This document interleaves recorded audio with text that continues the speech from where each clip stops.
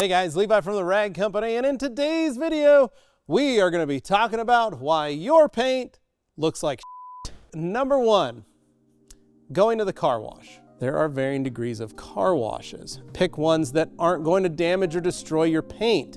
Now, many car washes have a lot of brushes and stuff, and those can actually do some damage. Choose a car wash that is safe and effective in cleaning your vehicle, as well as using the proper chemistry so that it doesn't damage your vehicle's surface. Number two, improper wash methods. Before you touch anything to your paint surface, make sure you are cleaning it off and making sure that it is ready to go on your vehicle's paintwork. Make sure you're working top to bottom, not bottom to top. Make sure that you're not using your wash mitt on your wheel and then just going straight to your front windshield or the top of your hood or the fender. Clean that wash mitt off. Do the top of the car first, because the top is the cleanest, the bottom's the dirtiest. Then maybe do your wheels and tires last. It'll save you a lot of hassle. Number three, not regularly maintaining your paint. Now, this may seem normal to a lot of you, but to some of you, you never wash your car. You never wax your car. You never do anything to the outside of your car. You gotta wash your car. You have to brush your teeth twice a day, right? Think of it that way. I'm recommending you wash your car at least once a month. You need to regularly maintain your paint. If you're not regularly maintaining it, a lot of bad things are gonna start to happen. A lot of cavities, so to speak. Number four, using the wrong products. The problem is they don't dilute. They don't have the knowledge of what that chemical actually is, what the pH is, and where it sits on the scale. You've got a really low pH and a really high pH, right? Your lows are your acids, your highs are your alkalins, and right in the middle is what we call pH neutral. That's like milk and water that we drink. Right in the middle, it's a 7. We want to be able to use safe products. This is the safe zone. Number five, being an inattentive driver. So many times have I seen folks driving around town. They got paint up the side of their vehicle. Be aware of what you're doing when you're driving. Be aware of your surroundings. If you see sprinklers ahead, get over in the other lane. If you see fresh paint, or you see painting trucks, or on your way to work, you see a construction crew and they're getting ready to stripe and they're getting ready to do some stuff, make a mental note of that and go, I probably shouldn't go that way home because I may run into some issues on the vehicle surface.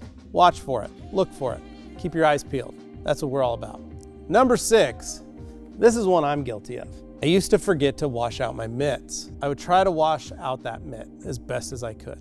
And that mitt would not get clean. And it would still have all those little fibers and all those little chunks of stuff that were stuck inside that network, so to speak.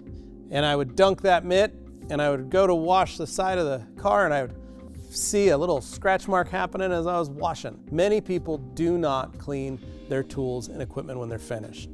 When you're done, dump out your buckets, tip them over. That way you don't have to worry about anything climbing up into them and living in them or bugs falling into them, and you still have to rinse out a clean bucket. Clean out your wash mitt and let your wash mitt dry. Preferably have a special hanger so that it's inside. It's not in a spot that's gonna get dirty. It's not gonna have tree guts falling all over it. It's gonna be clean and protected. Heck, throw it in your washing machine and wash it so it's fresh and ready to go the next time you use it.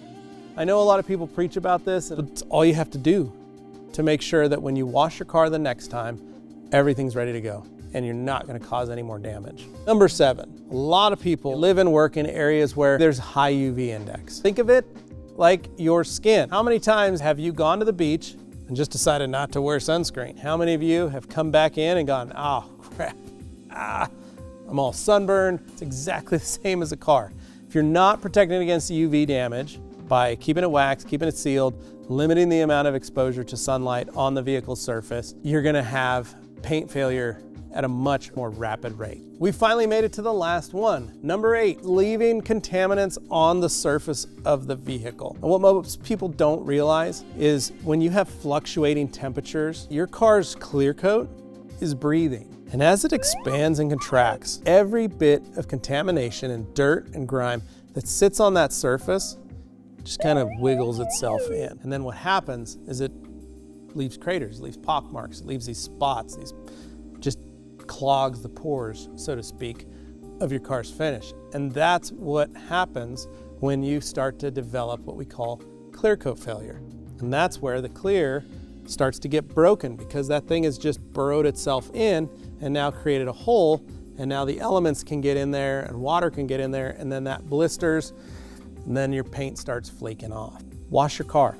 We got thousands of videos here on the Rag Company YouTube channel that'll teach you how to wash it effectively, whether you're using soap, whether you're using a foam cannon, or whether you're rinseless washing. There's a ton of different options. Just go wash your car, man. Have fun, enjoy it. And we'll see you guys on the next one. Thanks for watching.